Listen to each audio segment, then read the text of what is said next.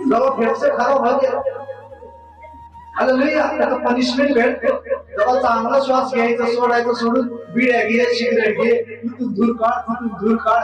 जेव्हा फेफडे खराब झाले तेव्हा ऑक्सिजन वर पडते.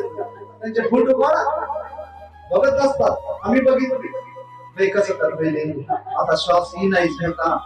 हालेलुया, जेव्हा ऑक्सिजन किती दिवस जगणार आहे ऑक्सिजन.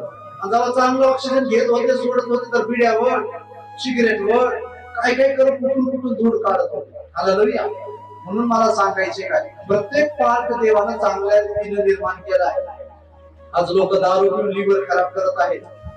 बघत असताल तुम्ही, जेव्हा चांगला आहे तेव्हा किती बी घेईन किती बी प्या. आता लिव्हर खराब झाल्यानंतर काय हालत आहे, जेवण जात नाही, उलट्या होत्या, परिस्थिती बेकार आहे तरुण पिढीची. म्हणजे यांना पार्ट जो देवानं निर्माण केले त्या लिव्हरची किडनीची किंमतच माहिती नाही, मला माहिती नाही. जेव्हा कॅन्सर होतो तेव्हा त्याला कळतं की काय किंमत होती माझ्या जीवनाची.